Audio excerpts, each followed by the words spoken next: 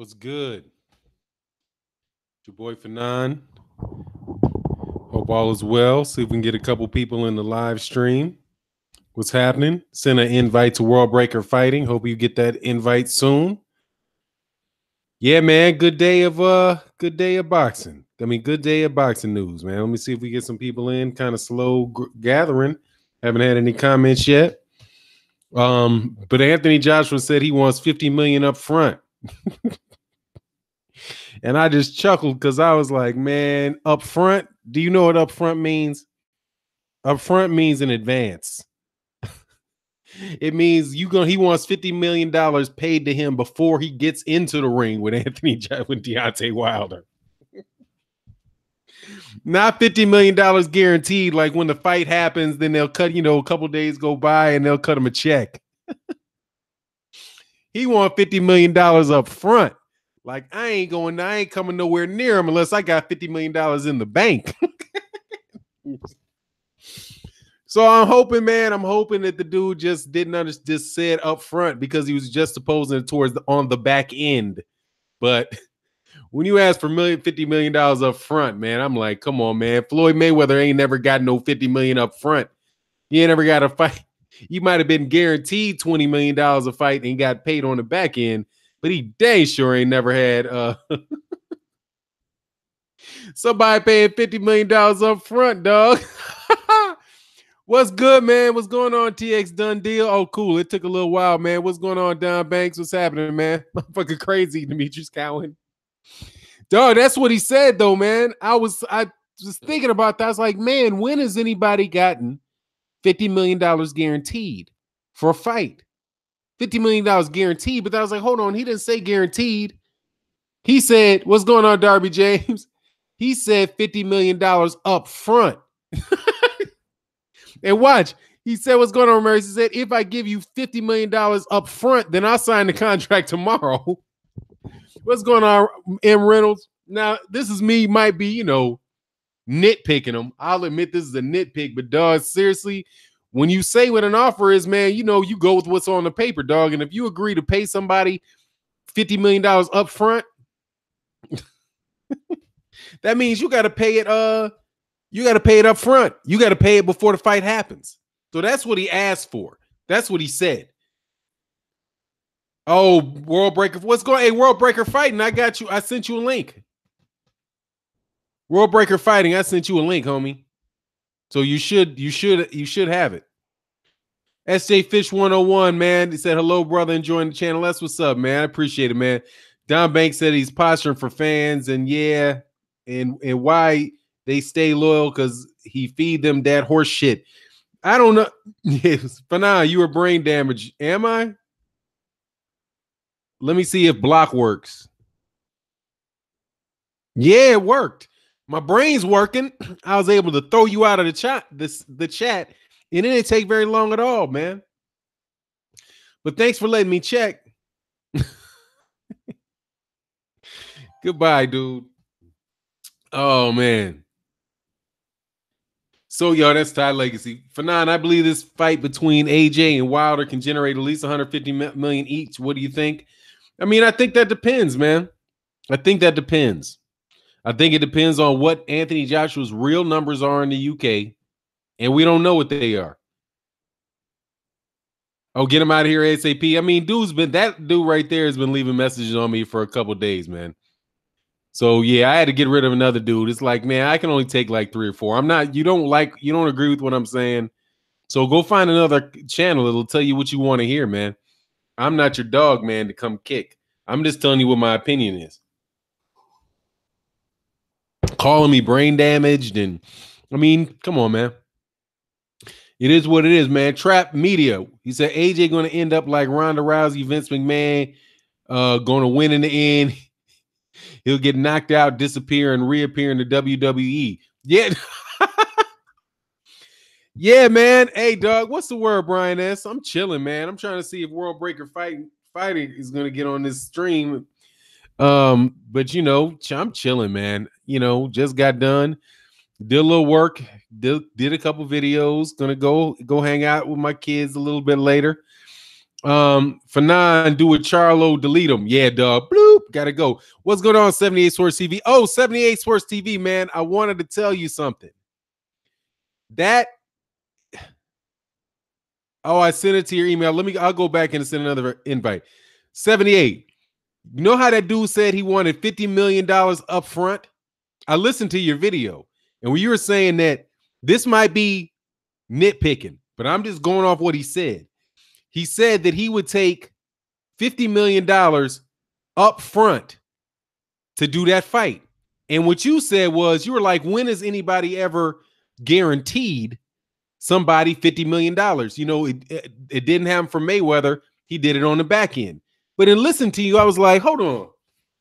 I don't think Floyd Mayweather Jr. ever got paid up front, because up front means you get paid before the fight happens, before you show up. You know what I mean? So like, if you pay for your food up front, you pay your money before they bring it to you. That's not the same thing as saying guaranteed. So if what he said was, if you guarantee me 50 million, you know, that's one thing. That's crazy in and of itself. But if he says, I want it in up front, no, dog, that nobody gets paid up front, dog. And then he said that he signed a contract if he got paid up front. If you pay me up front, I'll sign the contract tomorrow. So what he literally said, and I'm saying, you know, I know that I'm nitpicking this dude, but when the contracts, dog, you got to be like, you got to be real. You can only take what somebody says. You only got to take that. You only go by what somebody actually says. And what he said is, if they pay me 50 million up front, I'll sign the contract tomorrow. I know you will if you get $50 million into your bank, drop into your bank account before the fight happens. Nobody ever gets paid like that, man. I mean, at least I've never heard of it. You might get an advance or something. You know what I mean? You might like get a signing bonus. You know what I mean? Oh, yeah, 78 says, yeah, he's saying, please buy my belts. Yeah, or they're not, or they're not for sale, man. But I'm looking for, oops, sorry about that. I'm looking forward to, let me send this again, World Breaker Fighting. I'm looking forward to,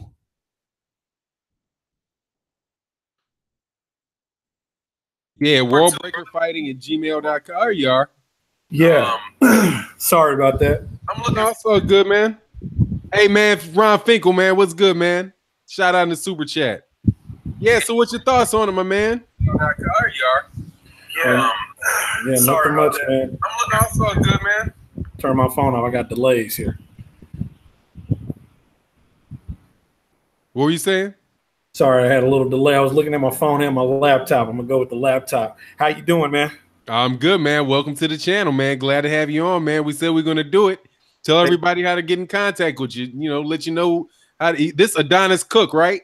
Yes. Yep. Go ahead and tell them about yourself, man. How to get in contact with you. Well, I'm on World Breaker Fighting Channel. I'm out of Fort Worth, Texas. I'm from Dallas, born and raised, and I love boxing. I was an amateur boxer for a little while, from childhood to about 16, and I've always loved boxing. Got it from my father, who appreciated the sport as well.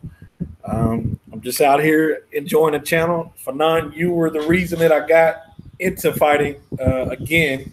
I kind of had maybe a 10-year lull on boxing, and you know, saw a few fights here and there, but you know, listening to your channel is what motivated me to get on and talk about it more. Oh, that's what's up, man. I appreciate that, man. Hey, man, you know, once a boxing fan, always a boxing fan. Hey, people in the chat, let me know if you got some questions. You know, drop some questions. Let my man show you what he knows about the sport of boxing.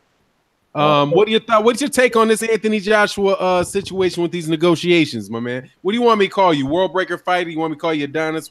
Call me whatever you feel comfortable with, man. I don't hide. So that's what's up, Adonis. I hide. Y'all ain't seeing me. Oh man, I'm in a pharmaceutical and ancillary sales, so I deal with doctors, and before that, 20 years selling cars. So, you know, my public thing is my public thing. I've always marketed at some level. Oh, that's what's up. Yeah, that's what's up. So, what's your take on it, man? Anthony Joshua and Deontay Wilder. Well, I think Anthony Joshua is a Frankenstein product. Basically, he's gotten everything before he earned it. To me, he doesn't have the skill set to warrant what he's asking for. He doesn't have the fights under his belt. He has 21 fights. Deontay Wilder has about 35% of it. Deontay Wilder's defenses are 35% of Joshua's career. So I just don't see a viable product, and that's what Eddie Hearn is trying to push. And so now what you have is an individual who thinks he's worth more than what he is. I'm sorry, it's my little boy. And I just kind of look at it as a guy, once they do make the fight, it's going to be a quick out. I don't see it going more than 3 rounds. Oh, man, that's a quick stoppage, man. See, a lot of people, I'm starting to feel that way myself, man. Well, it all boils down to what motivates you. Obviously, money motivates Anthony Joshua. It's not prestige or the title. It's not being a better boxer.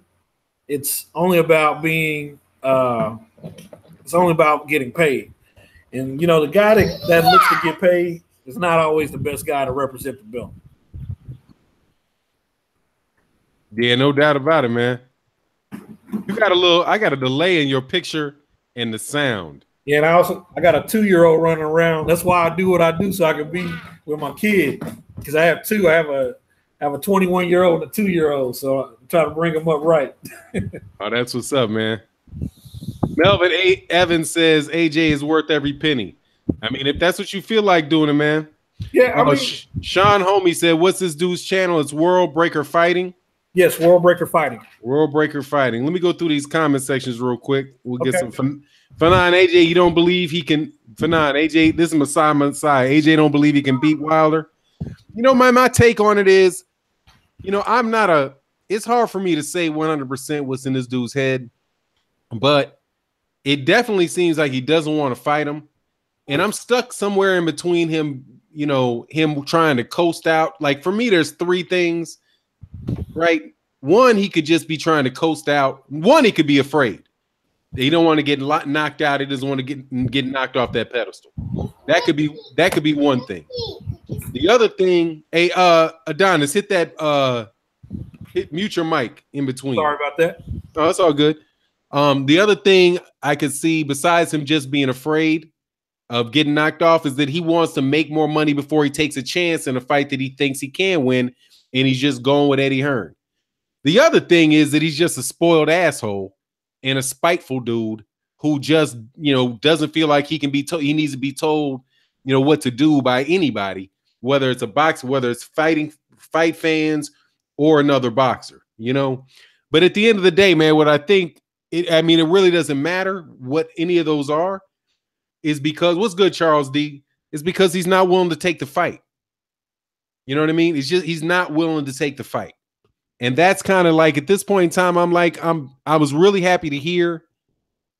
I was really happy to hear that Tyson Fury's coming back, not because I just think that, you know, who knows what Tyson Fury is going to come back, but just having somebody else in the UK that can split that crowd and can have people putting pressure on Anthony Joshua to take fights and put pressure on Matchroom Boxing, right, from the UK. I'm hoping that might spur these fights to start happening, man. You know what I mean? So, I mean, anyway, that's kind of my take on it, man. I don't know what's in the dude's head, other than I know what's not happening, and a fight's not happening. And when you say you make somebody whatever the offer was, whether it was, you know, it was $12.5 million, and now they say, well, you know, it was 12.5 million pounds. 12.5 million pounds is $8 million. And, you know, it wasn't off $100 million. It was off $40 million. So, you know, whatever with all of that. Why would you make an offer in pounds to a guy that's in the US? He doesn't get paid in pounds. You'd make an offer to them in the money that you're going to pay him in. I deal with those type of transactions on a regular basis. If you're hiring somebody in Serbia, they want to know how much you're going to get paid in euros. You don't start talking to them about how much you're going to pay them in pesos. You know what I mean? It just doesn't make sense, man. And just the whole 48 hours, you got 48 hours to make your decision. And, it's take it or leave it. And if you don't do it right now, I got to fight a mandatory who I'm already out there. I've got to fight my mandatory who's already been ordered, right? It's just a bunch of crap, man. Sorry, man. I went on for a second, man. I just getting kind of, I just hope the dude gets beat right now. At this point in time, I'm hoping Povetkin beats him. And that way we can just have to deal with that drama. And then maybe we can move on, just like you had to wait around for Klitschko to leave. And then eventually, but at least Klitschko didn't have to lose. I mean, the issue wasn't with Klitschko wasn't that he wouldn't fight the people he wanted to see him fight. It was really that these guys really couldn't beat him. And his style was kind of boring. And he didn't have the ability to fight the guys over there. He didn't have a ability to fight the best contender that he could have fought because it was his brother. But now you got a dude just, who got out of either by weaseling or by fortune, got himself sitting on top of Tyson Fury's belts, and he act like he want to sit there for the rest of eternity until he milks that cow dry, all the way to saying like, yeah, I'll fight him if you give me $50 million up front, I'll fight him tomorrow. What? How about you just want to beat him and get the belt, man? Yeah. Anyway, shout out to Robinson. What's your take on that, my man, Adonis? I just feel that he's showing his true colors, and like I said earlier, the poisoning of the well started very early with Anthony Joshua. From what I remember looking back, most champs didn't get their title shots till around 25 to 30 fights. That are Hall of Fame fighters that were pretty top-notch fighters. You had a few exceptions, but in most cases, even Mike Tyson, I think, was at about 26, 27 fights before he got, and I might be wrong, before he got his world title shot. And he was, 18 or 19 when he won the belt? Hey, real quick, man. 1 second. Ronald Finkel, man, I don't know if I saw you in the super chat. He said, new media, squad up, LDBC, wrench gang. That's what's up. Go ahead, Adonis. I'm sorry, I didn't want to miss him. And also, there was another super chat. My man, Tu Robinson, man. Shout out, man. Much appreciation. Hey, go ahead, man. I'm just appreciative of being on and getting to talk about boxing. So it's whatever with me. Yeah, I just think that Anthony Joshua is essentially the puppet of Eddie Hearn, and everything that he's doing right now, they're going to miss an opportunity to make a huge fight. I think what may eventually happen is that Wilder moves on and Povetkin beats Anthony Joshua. It's only a matter of time before the guy's exposed against a top tier heavyweight. I mean, let's face it, 21 fights. The only name that you have on your record is Vladimir Klitschko, 2 years removed from consistent fighting. So, at this point, who else have you fought? You took an obscure champion, Joseph Parker, and he outboxed you, in my opinion. And if it wasn't for the intervention of the referee, that would have been a more competitive fight. And I think that's what the issue is. He's developed home field advantage to where it heightens his chances of winning. With a guy like Wilder, that nullifies anything that occurs, as far as a home field advantage. A ref can't intercede on a knockout or a knockdown. And that's just the bottom line. That's the fear. The fear is it's a high risk fight for him because he's been taking low risk fights his whole career. No, man, my thing is a little bit behind you, man. I'm seeing your picture move. Yeah. Stop talking. So I'm sorry. I'm a little bit behind. Hey, bad intentions. I like this. What you say? I didn't even know my laptop had a camera last night. Oh, hey, man, you're learning new things every day, man. Yeah. A bad intention says, I always say on my channel, I'm 50-50. I'm an AJ fan and a Wilder fan, but AJ's starting to sound like a knob. Yeah, man, he is a knob, dude. Yeah. And I kind of agree. I thought the dude sound when he first beat Vladimir Klitschko and he was in the ring, giving praise to the other guys you know, the championship came before him and all that stuff. And they had that big, it almost looked like a big ass coronation going on in Wembley Field and Wembley Stadium. I was like, man, this is a really good event, man. It seems like he's a very nice, polite kid.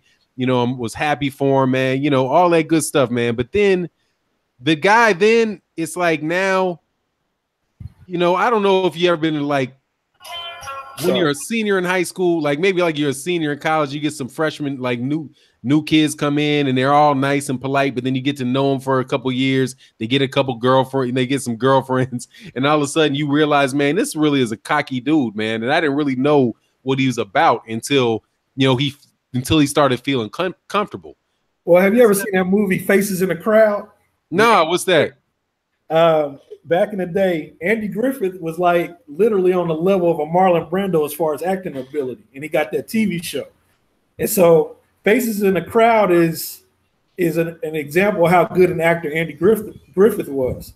And in that movie, he's a guy, a small town corn pone type dude who becomes famous and develops his TV show and has this huge following across America. And so he seems like a down home, good old guy. But behind the scenes, he's really a prick. And the camera's cut on by the end of the movie, and people see what he's really like. That's what you kind of see with Anthony Joshua. What you're seeing is greed. What you're seeing is fear. And he's a guy that's totally for a price. And him demanding a $50 million up front shows that the guy doesn't believe in himself. His team doesn't believe in him. And that's just the truth. He's not looking to knock this guy out. He's looking to get paid. And it's become redundant. It's a tiresome story. You know, make the fight or move on. That's how I look at it. Hold on, man. 1 second. Hey, we got this to read whatever how you pronounce your name, dude. I'm gonna just correct you for a second. Let me tell you what clickbait is. Clickbait is if you put something in the title that absolutely has nothing to do with what's in the video. What mine says here is Anthony Joshua wants $50 million up front. Can't know what that means. That is something that he said. Now, was he being tongue-in-cheek about it? I'll acknowledge that he probably was being tongue-in-cheek about it, as I am being in this thing which says he can't know what that means. I'm sure he would take $50 million if he could get it before he stepped into the ring. But that's not clickbait, sir. That's just a title. And it is the subject of the video. So, you know, the whole fake news, clickbait, all those type of insults, man. Try to figure out what those actually mean before you use the words, man. But you got deleted before I got a chance to get to you anyway. So bye, man. It was nice having you on the channel. Yeah. You put out those wrenches like Zeus, man. People strike quick. Oh, man. And you know, it's the same thing, man, is because you try to keep the conversation mature. And like there are people, there's my thing. Like if I'm gonna clown on Anthony Joshua, right? Anthony Joshua was a public figure. Right. Anthony Joshua was actually getting paid as a boxer. That's what his profession is. He is a public figure. If you want to criticize and critique a public figure, that's cool. Because that's what they're there for. That's part of their job. That's why he's getting whatever amount of money he's getting. But when you start trying to do that to other people in a comment section who are also just fellow fans who, number one, are not getting paid to be here, Anthony Joshua gets paid to get criticized. People that come into comment sections are paying their time to talk boxing. So once you start doing that to people that you're not paying, that you're not, you know, then you got to go, man. And that's at least that's how I see it, man. So the wrenches, hey, man, I'd rather slap you and you get up out of here than to risk that some guy who's a real boxing fan and really does want to understand, you know, really does want to have a good conversation, whether they agree or they don't agree. I would rather have you get bopped than lose somebody out there like Mike Biggs Boxing. And shout out Mike Biggs Boxing. I want to say, I want to shout you out in the comment section. but I can't because I don't know how to get them damn wrenches from around your name to have your name pulled up, man. Wow. But anyway, it is. Hey, Rashawn McClarty, 8 for 9, Wrench Squad reporting for duty. That's what's good. That's what's good. Well, hey, let me move on to something else. Hey, and we got 14 likes in the channel. We know we can get to 66, man. We know we can get to the 66 people we got up in here. Charles Z said, damn for 9, but getting paid watching. I'm at my desk right now. Oh, yeah, exactly. You getting paid, but you ain't getting paid by me to watch. You know what I mean? So I don't have a right to talk to you all kind of sideways, man. Shoot, you not paying, you know what I mean? I'm not paying you, you not paying me. You know? It is what it is, man. But let me ask you a question, Adonis. What's your thought on this? Let's move on over here to Terrence Crawford versus Errol Spence, man. You know, two guys that are heading for a potential mega fight where both guys might actually want to have a fight. What are your thoughts? What's your thoughts on that situation? I'm in like Flynn on that one. I think Ty Legacy and I touched on that maybe a couple of videos ago because Ty Legacy's been pretty good about teaching me how to do this. And we get on each other's shows and talk about, you know, potential fights. I'm from the area Errol Spence is. I have some connections to Errol Spence. I've never met him, but through my dad, there's some connections. Earl has the mentality that I want to see in a fighter. Crawford has the mentality that I want to see in a fighter. If it happens, I'll pay $150 for that pay-per-view, just personally, because it's worth it. I know I'm going to get a fight. I know that I'm not going to get me excuses.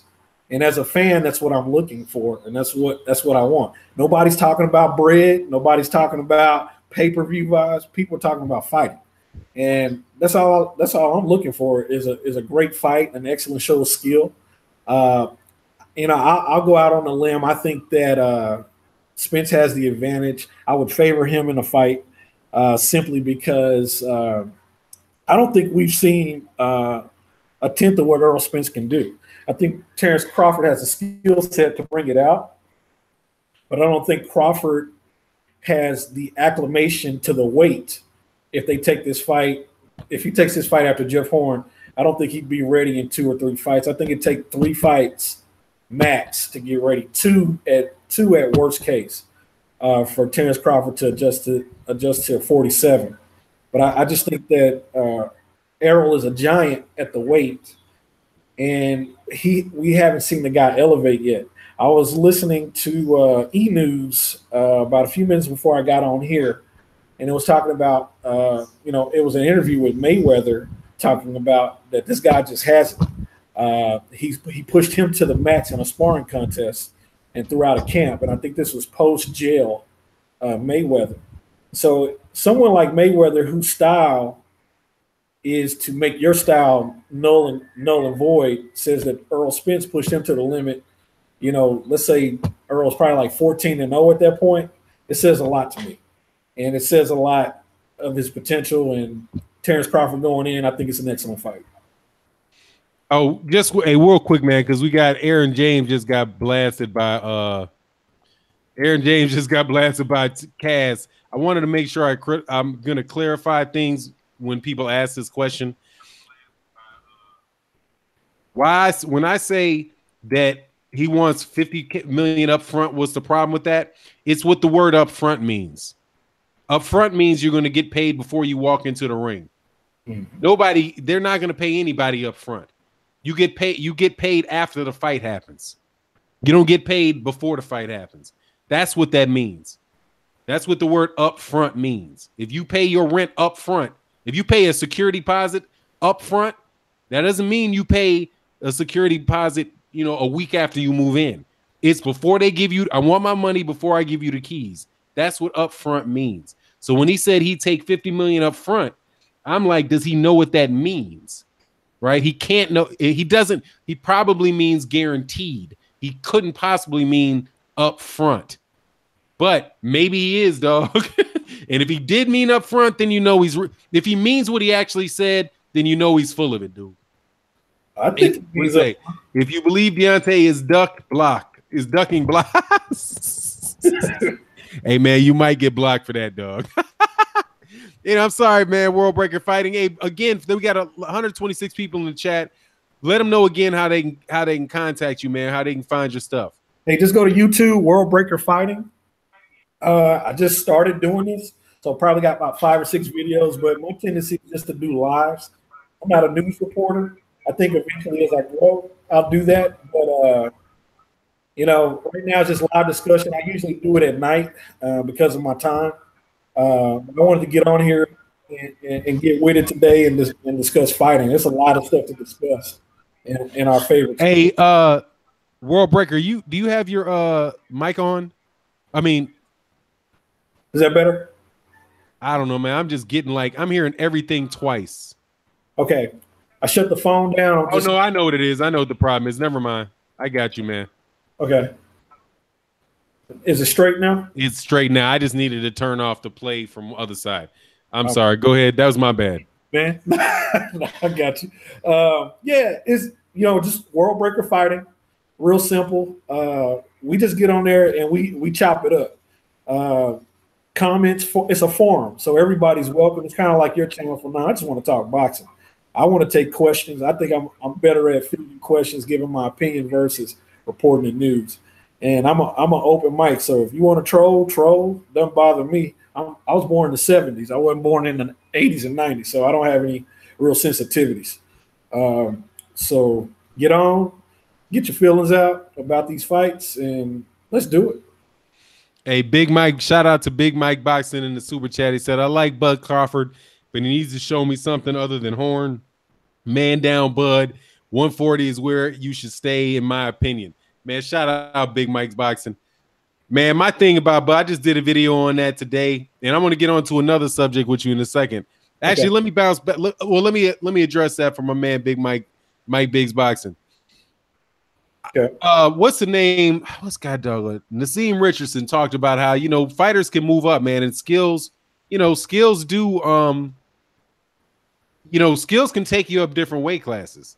So True. I'm not going to say that this is a situation where I don't think, that Terrence Crawford has a chance, but I definitely do, and I do think that he's going to do real well at welterweight, man. The dude to me seems like he's a hell of a fighter, man. And I really liked how his coach talks about making adjustments and really being very, being very, what do you call, very, really planning very well and being very, I don't know why the word is skipping me, man, but basically being a thinking man about it and trying to adjust and predict what they're going to do, looking at their corner, I just really like how they approach that. So I want to see the fight. And to me, there's no, I just hope it's a great fight. I don't want to see some guy get in there and get exposed. I want both of these guys to be what I think that they are, which is great fighters. And I want them both to be able to show what they can do.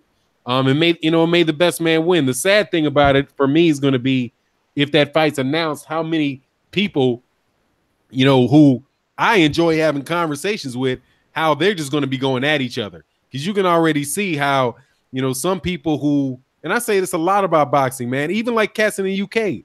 Like one of the sad things for me about these guys that leave these comments about Deontay Wilder and calling him, bum squad and how he's never done this and never done that and never did this. 95% of boxing, we're going to agree with, right? If you look at all kind of other subject matter, we'll more than likely agree with. You're dealing with a hater when you can't agree with it. With all the boxers in the world, you can't agree on anything, right? So that's kind of the sad thing whenever you had these big splits going on, right? Where people are trying to trash Deontay Wilder. We're trashing him is just, it's just got out of hand. It just got out of hand. So I hate to see that has a potential to come with Errol Spence and Terrence Crawford, because there's no telling me that Terrence Crawford ain't no real fighter. That Terrence Crawford is not a world-class fighter. You can't look at Terrence Crawford record and try to look at every fighter, every fought and call, all whatever you have, 30, how many fights he has, 38 something, whatever they are, 30 people that he beat, all bums, right? But then everybody that Errol Spence beat was a world, you know what I mean? I just hate that that's going to have to happen, but that's just a natural part of, that's a natural consequence of having, mega fights, man, where everybody, because eventually 32 fights. Thanks, Elvis Hansen. You know what I mean? Ty Legacy said, for 9, the treatment of Wilder is why I started rooting for him. Yeah, so that's why I did it. I had a cat, just to share with you so people know. Oh, B&B Boxing for 9, this is Sparta. Hell yeah, people are gonna start going crazy. But the reason I started making really going at and taking a more sarcastic tone with Anthony Joshua and really looking at him critically was because of all of the things because of how much Deontay Wilder was getting attacked. And I'm like, I can't ride with the dude whose promotional company and whose core supporters are trying to tear down somebody who has worked just as hard as he has. In fact, he's worked harder because Deontay Wilder has twice as many professional fights. But yet they throw things around like all of the hard work Anthony Joshua did. I mean, do you think this dude won an Olympic bronze medal, got to 40-0 with 39 knockouts without working hard? That, just brushing his career away? So then that made me start looking more critically at, okay, what is Anthony Joshua actually saying? What's he actually doing? And that is the reason why. And I actually had a guy from one of these guys has a channel out there in the UK that told me, responded directly to me and said, I'm going out of my way to try to destroy Deontay Wilder. After I pointed out that something that he shared was just not true. He said, basically, I don't care if it's true or not. I'm going to destroy him. Like, man, come on, dude. That's just the serious downside of when you have the potential to have a mega fight, but then to stand in the way of the fight even happening. You know what I mean? That's just too much for me, man. Sorry, I went on a little bit of a blood on that, man. I said blood, not a blood. He said blood boxing fools in the darkness. Blood's been bopping people. I hope he's out there. All right, man. So I'm sorry, man, to get off on that tangent for a second. Hey, Adonis, what are your thoughts on Tyson Fury? I liked seeing Tyson Fury back. He was the undisputed champion, the unified champion. I'm not as high on Tyson Fury as some, probably not as high as you are on him. I know that he will fight. I'm sorry. Hold on one second. Give me a second.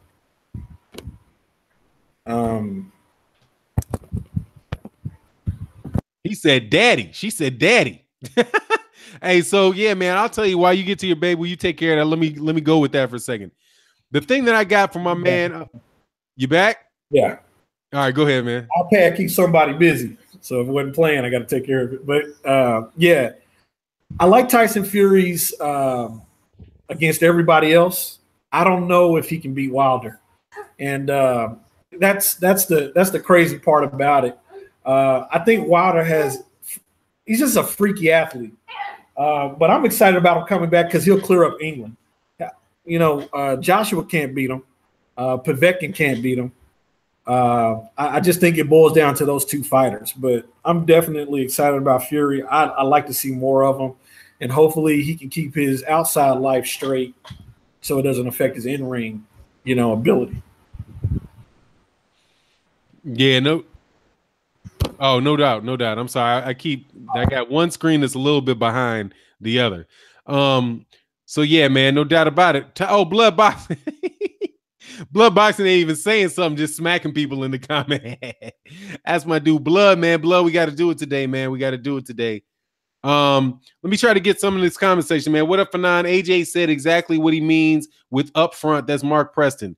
He feels like he deserves that concession, but for what? Who knows? Well, I mean, Mark Preston, that's not a concession that's possible. Why would first of all, there's a misnomer. Eddie Hearn is not actually paying the fighter. He's processing the money that the fight generates. And I know that might sound like a subtle difference, but it's a big difference. For me to say to you, look, we're going to go to a park and everybody wants to see me fight, but I want you to, because I got to have somebody to fight against me. And you're going to earn, I know I'm going to make $500. And I'm going to make $500. I'm going to pay you $200, right? That's not me actually paying you. That's us collecting the money together and you get your cut. That's not the same thing as saying that. So Deontay Wilder's not paying anybody. What they're doing is they're holding an event. They're both collecting money from that event, and then they're going to apportion money from that event to both people. So when you say upfront, that is a case where somebody's paying you. A lot of boxers, like if you research how boxers get paid a lot of times, like smaller, they actually have to sell the tickets themselves. Where they're like, yeah, okay, well, you sign to a promoter, the promoter sells the ticket, organizes and promotes the event, but then the boxers go and get their family and friends and everybody they know to come. And then they get a cut of the people that they actually bring to the place. So it's just not a case where, strictly speaking, that the promoter is paying you, except for to the extent that you sell licensing fees. Now, the licensing fees are paid by the network. But why would the network pay you before the event, actually come out of their pocket and put money in your pocket before the event's even been held? If that happens, that means they got to then, what happens if you get injured? They got to go and collect the money back from you, right? And go through some drama, say, oh, well, you wind up being injured. Give me the money back. Nobody's going to do that. Nobody's going to give you $50 million before you show up and fight. You could sprain an ankle, and then they got to go through a year trying to collect the money from you. It's just an impossibility, man. So that's what I'm saying. I'm thinking the dude just didn't know what he was saying. Like, because people do that a lot of time, man. They just say things that they don't really know what they're saying. They use like common language, but they don't think about what that actually means. If you're trying to say guaranteed, that's different than upfront. Guaranteed means as long as I show up and we fight the fight, you're going to pay me X out of these proceeds. That's completely different than saying I want it upfront. Somebody show me where Floyd Mayweather Jr. got paid for a fight upfront. He might have got a guaranteed sum of money per fight, but I promise you, before they cut that check, he fought that fight. They didn't hand him $200 million and say, here's $200 million. Now I want you to fight 6 fights. And if Floyd ain't getting it, Anthony Joshua ain't getting it. Hey man, shout out to Super Chat, Gary Benson. So what up, Fanon? I like the fact that Fury is back. It gives us less room for Joshua to hide. Once Joshua loses, we'll see how much they love him once they jump on Fury's train. Karma magnified. Yeah, exactly. And I'm going to tell you, man, I'm going to wonder. I think they are already off of him. I'm telling you, man, this cannot be going well. What's going on, Keshel Alexander? This cannot be going well in a country that have that many good boxing fans. They have good boxing fans. I know that because I've been paying attention to UK boxing for a while. We have a lot of subscribers on the on boxing on the channel and other channels that I go to from the UK. And you can tell the cats there's just as many people are saying like, look, Fanon, you can't listen to what these guys are telling you. That's not what the tenure is. That's not the attitude in the UK. People are knowing they don't like Anthony Deontay. They don't like Eddie Hearn.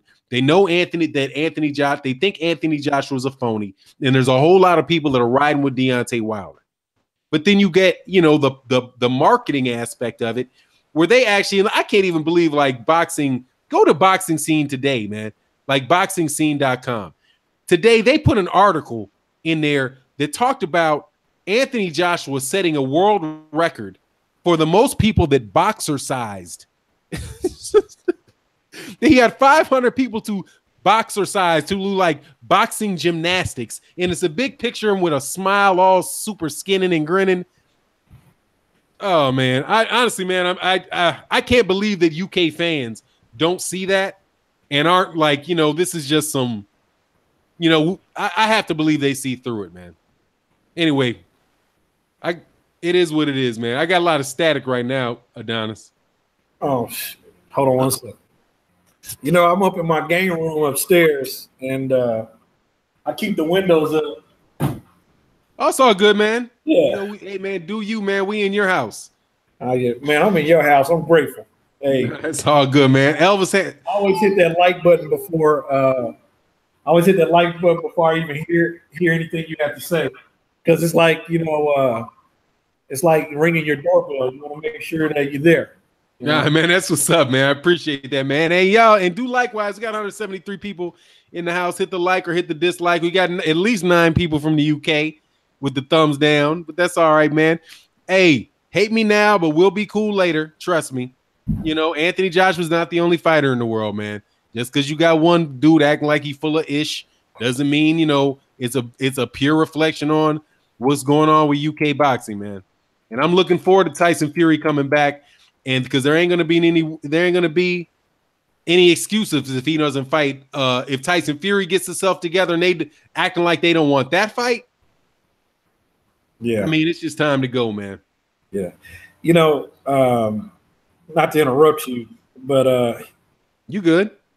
You know, Anthony Joshua, he's basically a Coke spokesman. He's looking for endorsement. He's looking to get rich, and apparently he's already rich, but he has a figure.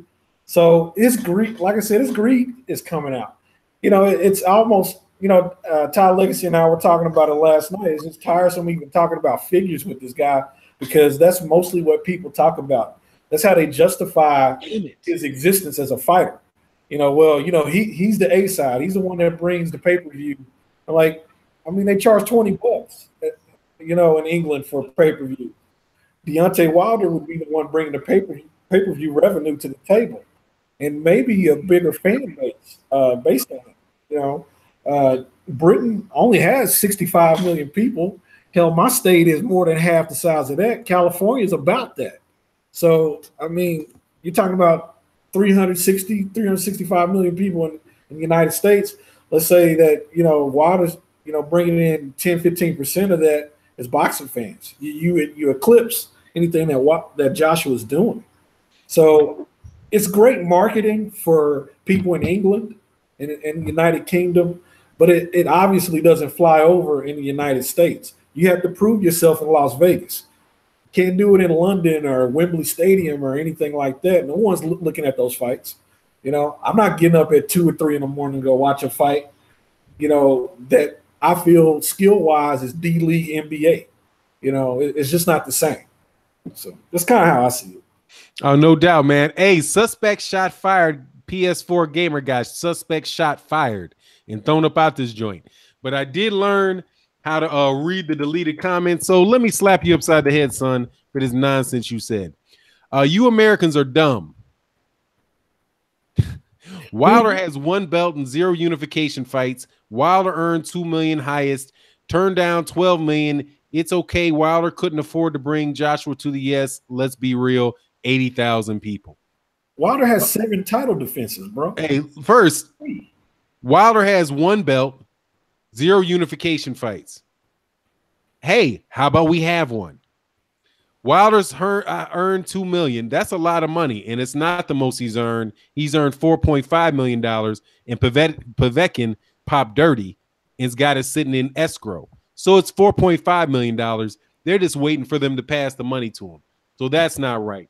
Turned down $12 million. That wasn't a real offer.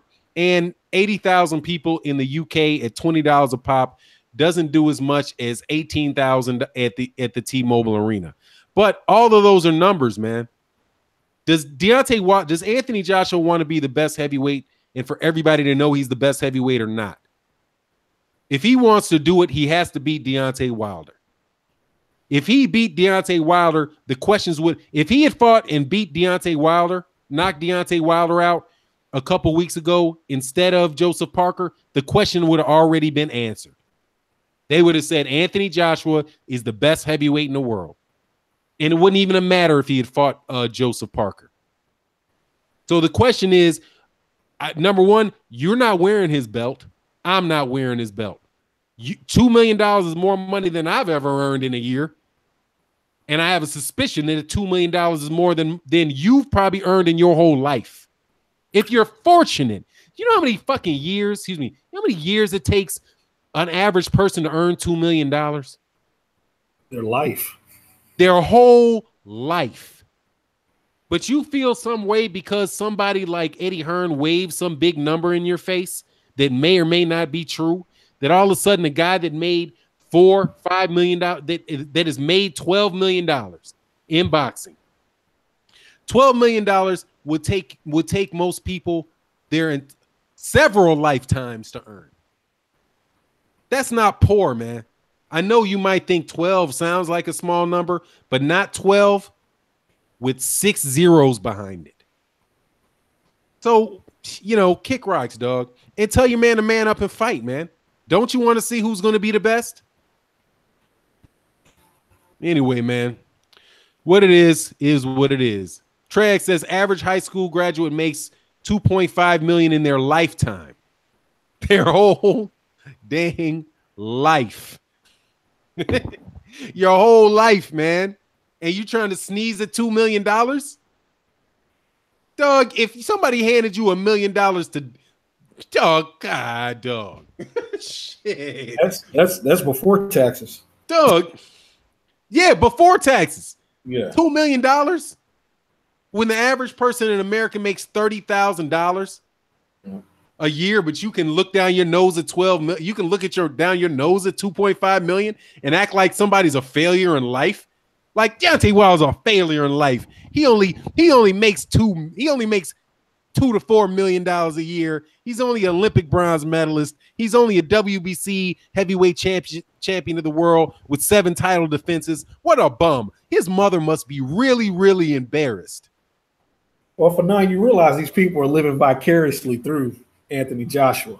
And that's the beauty of marketing. It's the same thing with people in politics. If you make them believe, they'll do anything you want them to do. They'll support you any kind of way you want them to support you. So you have fanatics.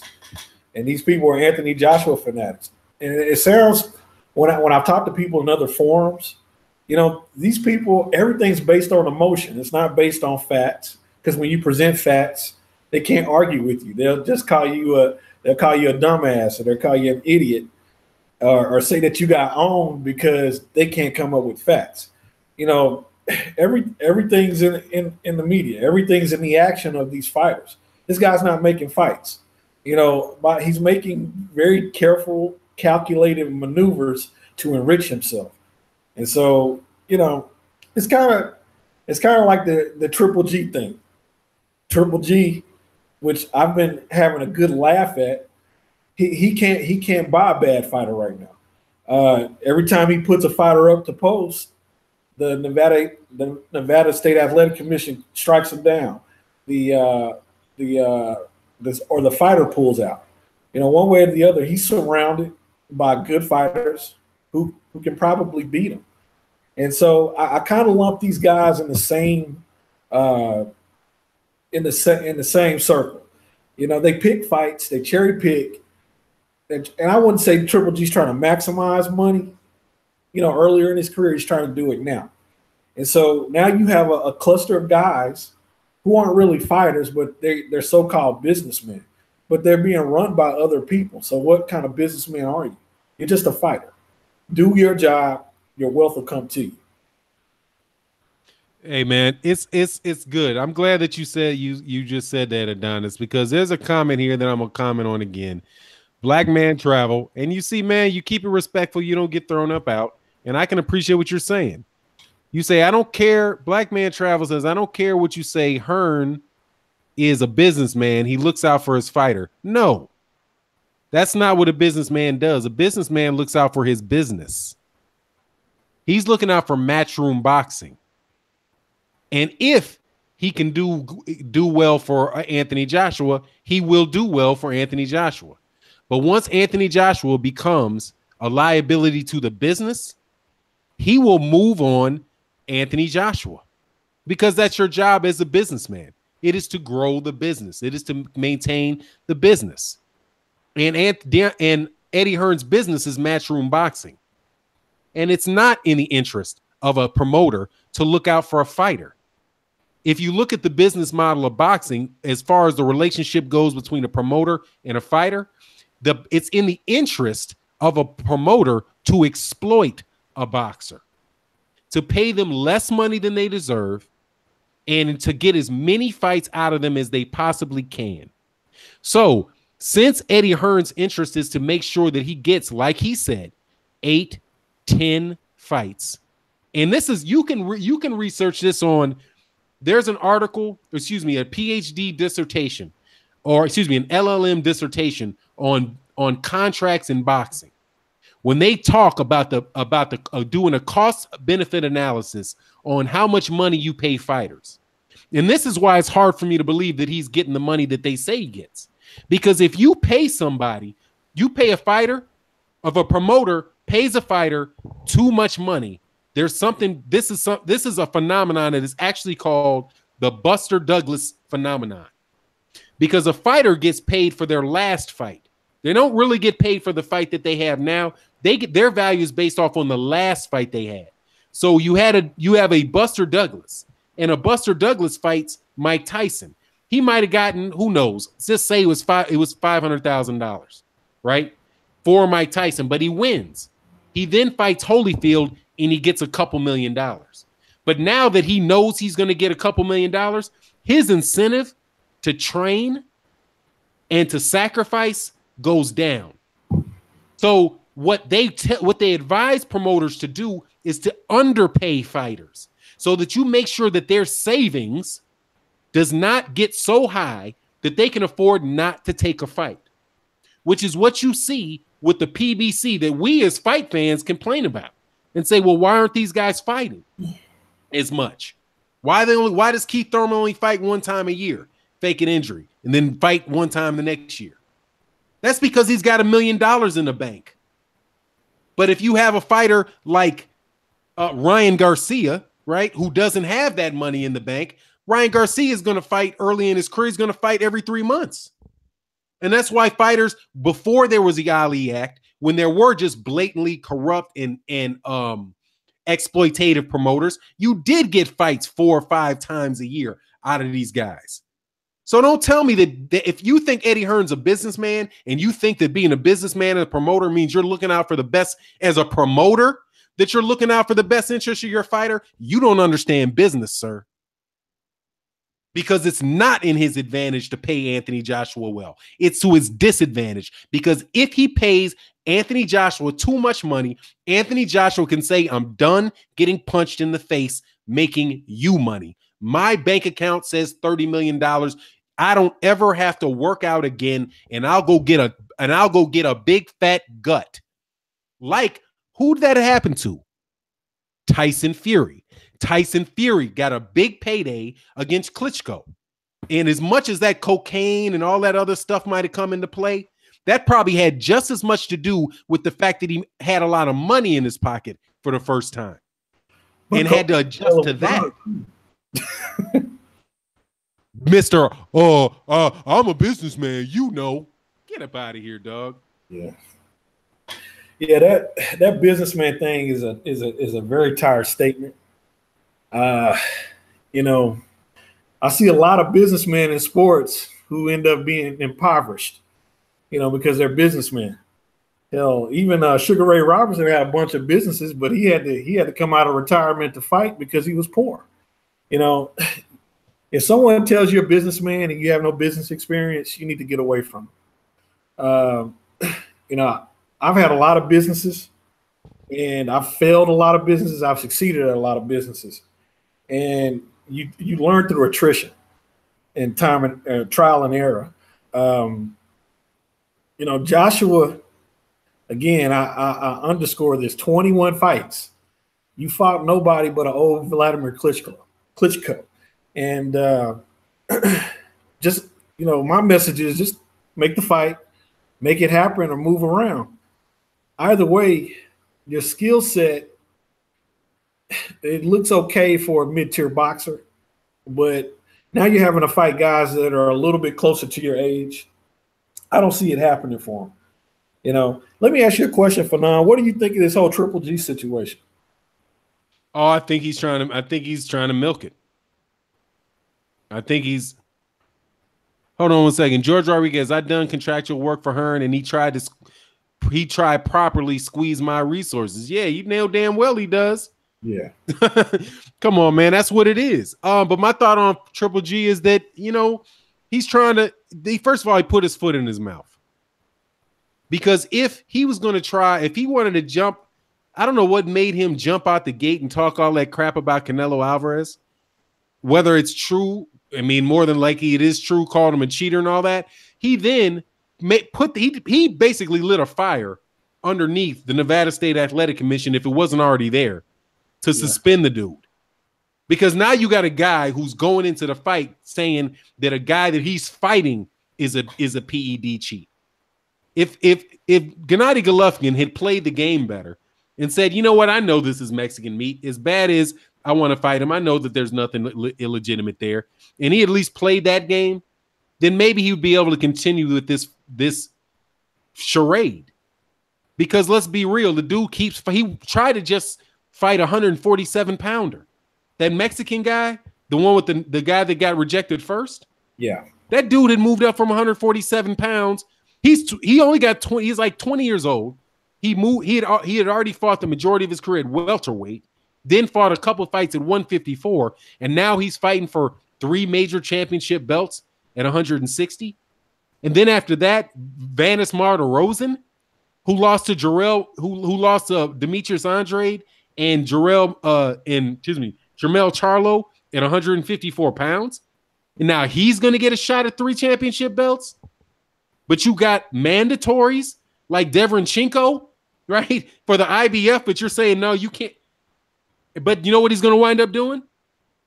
He's going to wind up sitting out until September, when Canelo Alvarez gets off this slap in the wrist and try to make the money. But if he would have just shut his mouth, maybe they would have let it.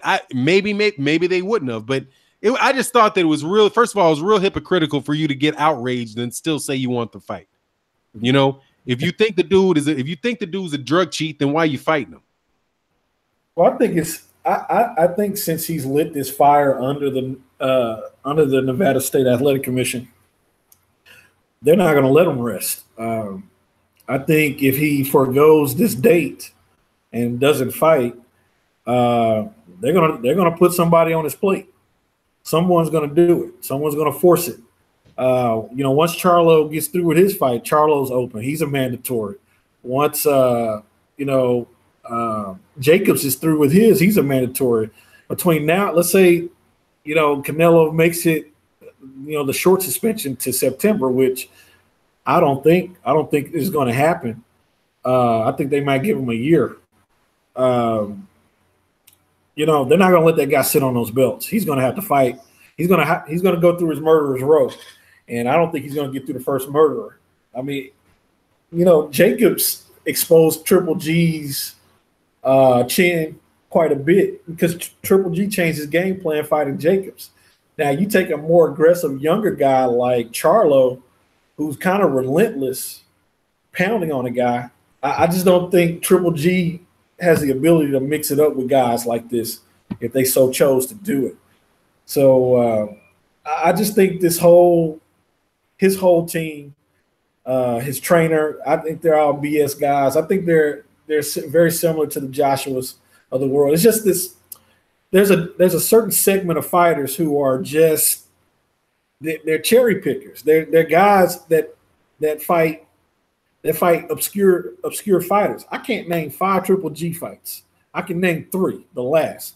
But I can't name 5 Triple G fights, and I define a great fighter by 10 fights, by 10 people that I know that he's fought that were either very decent or Hall of Fame level. You can't judge Triple G by his fights because who has he fought? And now you've seen this scramble to fight obscure, mediocre fighters in order to make a date. I just think it's piss poor action, and it just shows the two sides of the coin. People who want good fights and people who love the fighter. And that's my opinion on it. Hey man, no doubt, man. I want to take care of 3 things real quick. Shout out in the super chat from Curtis Sanders. He says Gary Russell Jr. versus Jojo Diaz May 19th. Definitely looking forward to seeing that fight. I hope that the inactivity doesn't affect Gary Russell Jr. and he's ready to get out there. So man, shout out in the super chat, man. I'll definitely get to talk about that in a second. Also, Chris Fisher, man, shout out in the super chat, man. He said now that Tyson Fury is back, AJ is about to lose 35% of his fan base. As soon as his first opponent gets knocked out, the table's about to change. Yeah, man, I can see that because the real UK, the real number one heavyweight champion in the UK is back. And I believe that to be the case 100%, because the guy that beat Vladimir Klitschko and ended the reign of Vladimir Klitschko and the Klitschko brothers as the top heavyweights was Tyson Fury. And Tyson Fury has not lost in a ring. And Tyson Fury, not coincidentally, was the WBO, the WBO, the WBA, the IBF, and I believe also the IBO. Somebody can correct me if I'm wrong on the IBO, but the IBO is not major anyway. Shout out to Angel Santos. We'll try. It's getting there, but that's the dude. So yeah, absolutely. And then you're going to split the UK. If you split the UK, then he's going to lose more than 35% of his fan base. So yeah, man, I agree 100%. So man, but shout out Chris Fisher in the super chat. I want to make a statement about the business though, man. Joe One says AJ KO's Fury, not a chance, dude. Anthony Joshua's not as good a fighter as Tyson Fury, not even close. If he does knock him out, then hey, man, he knocks him out. But that's what he's going to need to do to win. Dude is not, that is, Tyson Fury can fight. Now, but this is what I want to say about business, man, because you talked about, and my man Dana Jones too, man. Shout out to Dana Jones that talked about his business and how he worked that business for a long time, sold it for a good chunk of change. Congratulations, my friend. That's what I've been involved in, private owned, small companies, my entire professional career. Been around ones that succeeded, ones that failed, ones that have sold, right? Have one myself. And here's the thing that I would share to people about when you say you're a businessman. You don't have a business unless you got a customer. Exactly. If you don't have a customer, you don't have shit. You can take out a small business loan, you can set up a building, you can buy business cards, you can set up a website, you can join the Better Business Bureau, the Small Business Council, you can do all of that. But until somebody pays you directly for the work that you do, you don't have a business. What you have is a hope and a lot of debt. And that's business, whether it's big business, small business, whatever. It's, do you have a customer that's paying you directly for what you do? Now, let me tell you what is not you having. If you are a subcontractor, you have business with the prime contractor. So Anthony Joshua has a business, right? He has him and he has his promotional company, right? If it's Anthony Joshua Promotions. Do you know who his customer is? The British fan. No, it's not even that. It's Eddie Hearn. You're right. It's Eddie Hearn. He's contracting with Eddie Hearn because Eddie Hearn is the one that has the contract with Sky Sports. Yeah. Matchroom Boxing has that contract. He doesn't have that contract. And he's an affiliate or he's a sub. He's an independent contractor, a sub independent contractor to Eddie Hearn. Yeah. He has a business when he's dealing directly with Sky Sports. So he can say he's a businessman, but you know what they say when you're a businessman, who's the boss? The customer's the boss. Right. Your if you got, like my man Dana Jones said, you know, he had an HVAC company, right? Mm-hmm. Right. If he's dealing with somebody coming to somebody's house then I believe that's heating and cooling, right? HVAC is, I believe that's heating and cooling. If he has a contract, he comes to somebody's house to work on their system. Who's the boss? Who tells you when to come? Who tells you when to leave? Who pays your check? It's the persons you're dealing with. So even when Anthony Joshua was talking about he's a businessman, he's a businessman. He's a businessman that works for Eddie Hearn.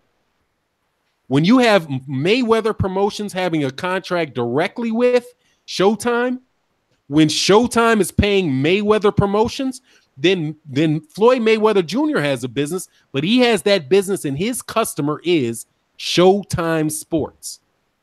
If you had Floyd Mayweather Promotions and he worked for, and the contract was with the Premier Boxing Channel champions, and Premier Boxing Champions had the contract with Showtime, then he works for that's how that goes. That's the prime contractor, subcontractor, customer, prime contractor, subcontractor relationship.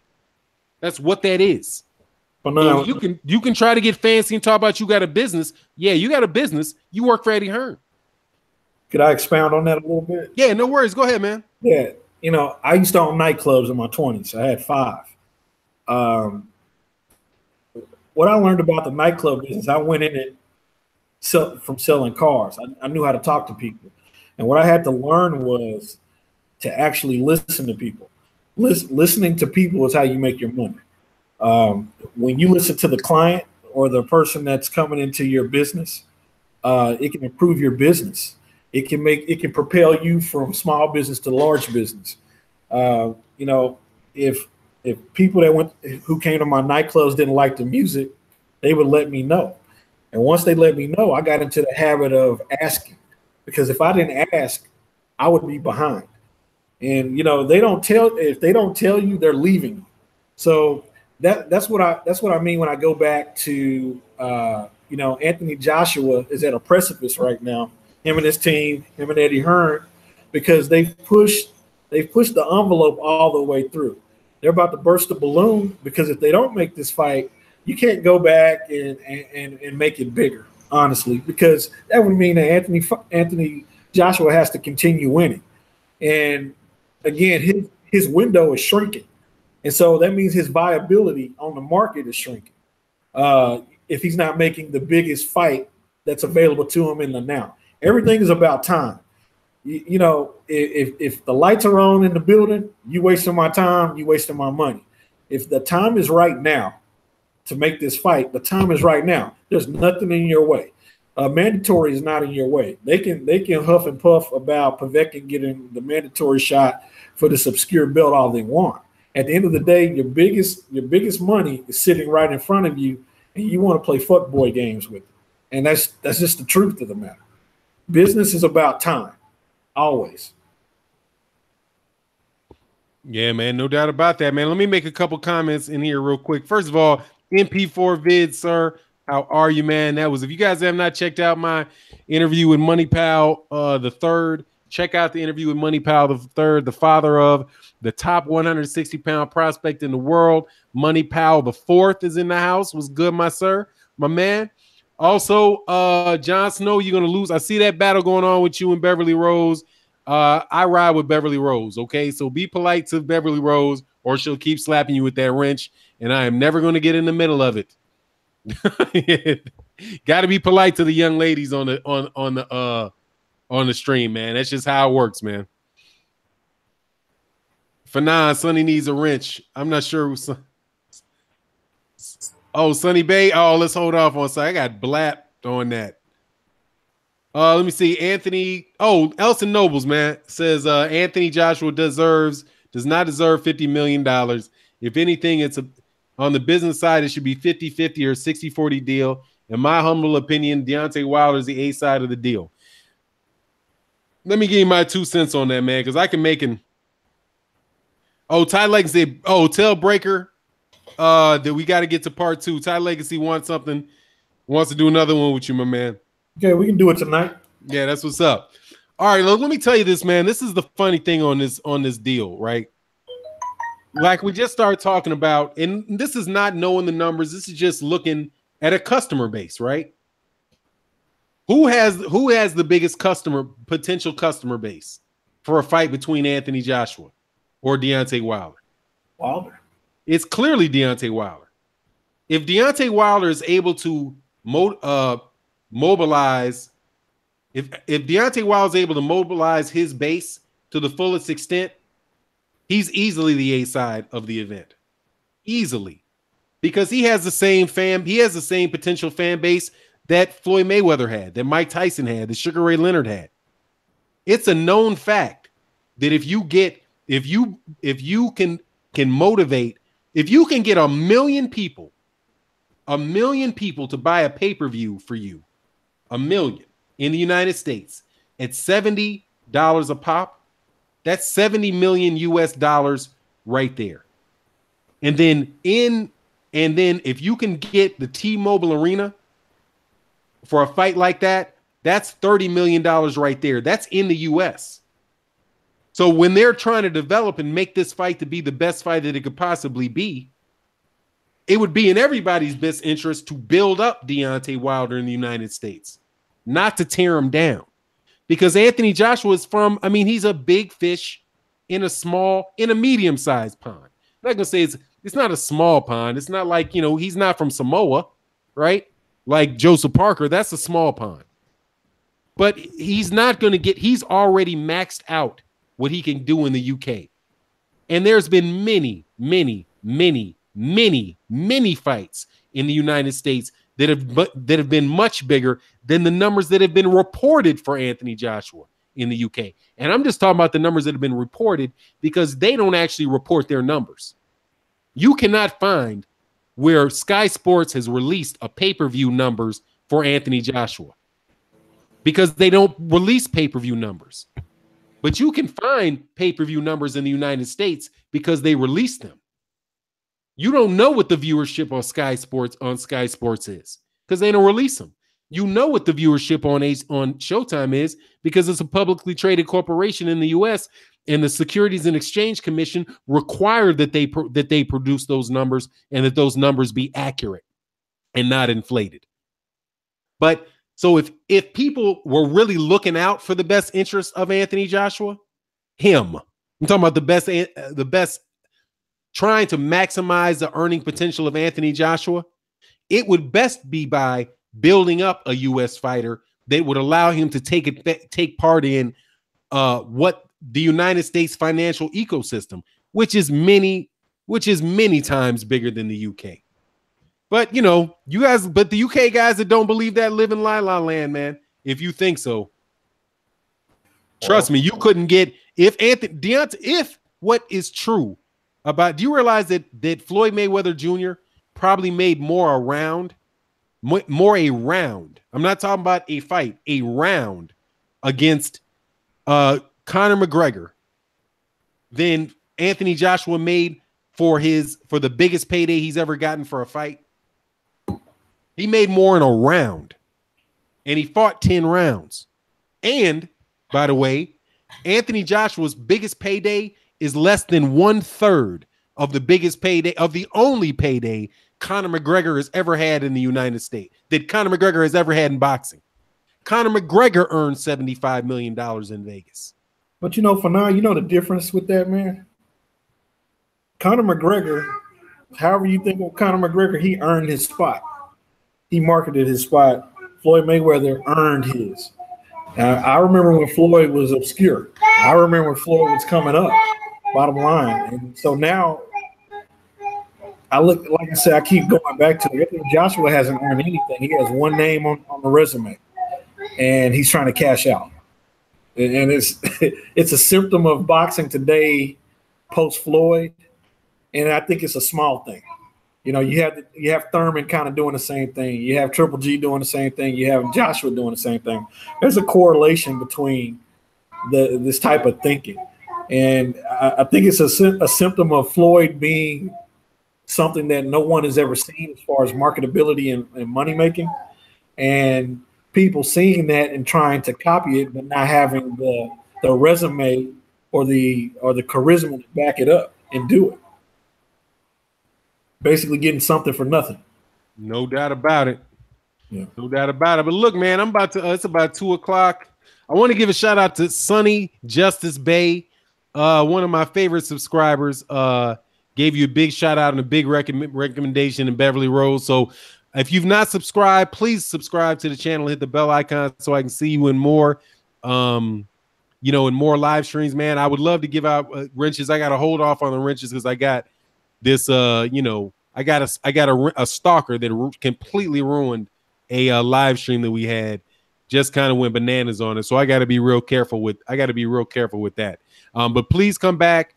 subscribe, hit the bell icon so that you can participate in the live streams, and man, we can work on that as we move forward. But getting a shout out from Beverly, you know, it means a lot. From Beverly Rose, it means a lot on the channel. And Jon Snow, like I tell you, man, my mama raised me right. I'm siding with the ladies. We need women, more women in boxing, more women supporting boxing. And when there's a woman, just like, you know, Ashley's Corner, Beverly Rose, many several other that come to the channel, they always get treated with respect. And once you start, once you get on the outskirts side with them, hey man, I can't help you, especially if they got a wrench. That's just how we rolling. Oh, you was Sonny Black? Oh, that's what's good, Sonny. All right. So anyway, it is what it is. Any more questions for my man? Adonis?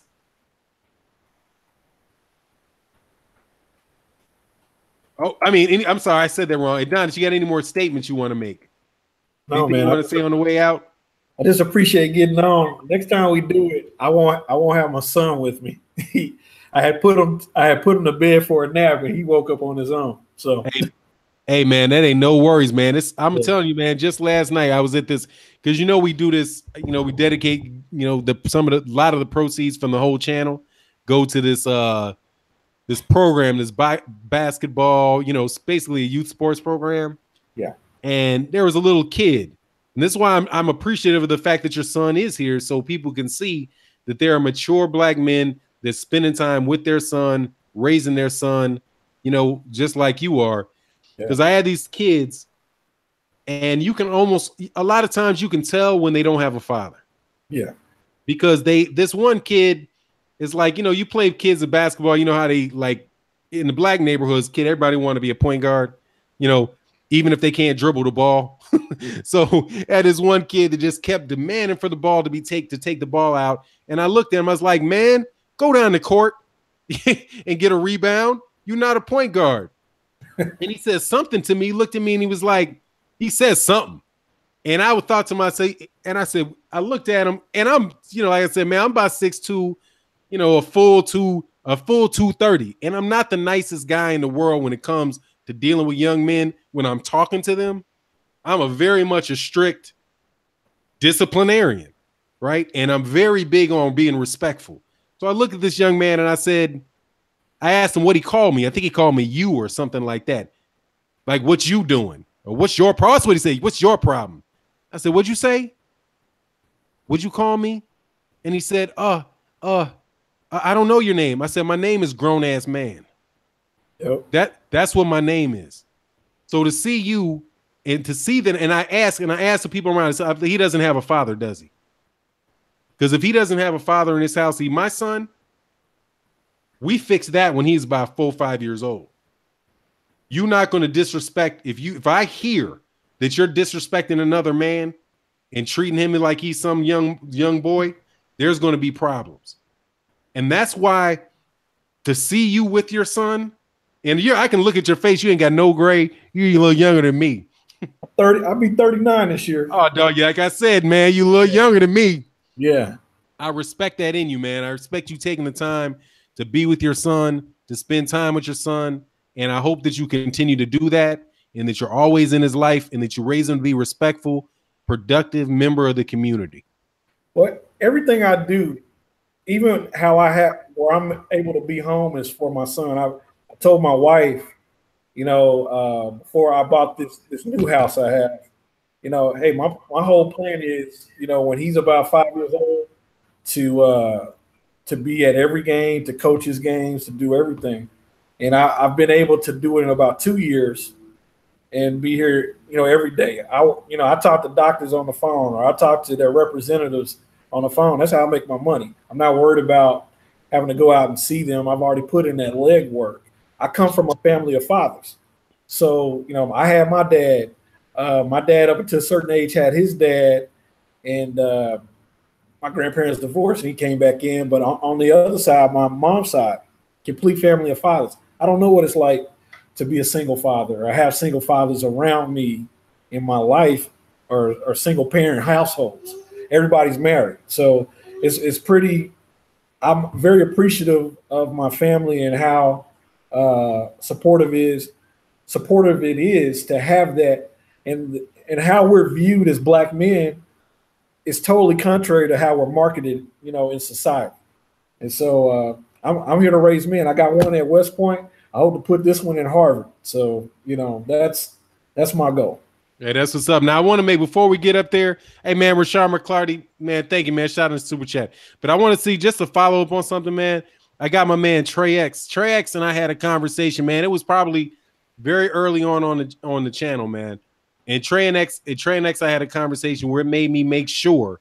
Shout out to Trey X. But when we talk about these subjects, to understand my viewpoint is not to say that if you don't have a father with you, right, in your life, that you can't succeed, right? There are a lot of grandmothers, mothers, uncles, coaches, pastors, or, whatever they call them, the Islamic church, whatever it is, that can, or mosque rather, they can provide that for you. And if you as a man have a son, that's the only thing that I'm saying is if you as a man, if you have a son, to make sure that you try your absolute best to be there and guide and support and nurture your son, even if you didn't have that when you were coming up.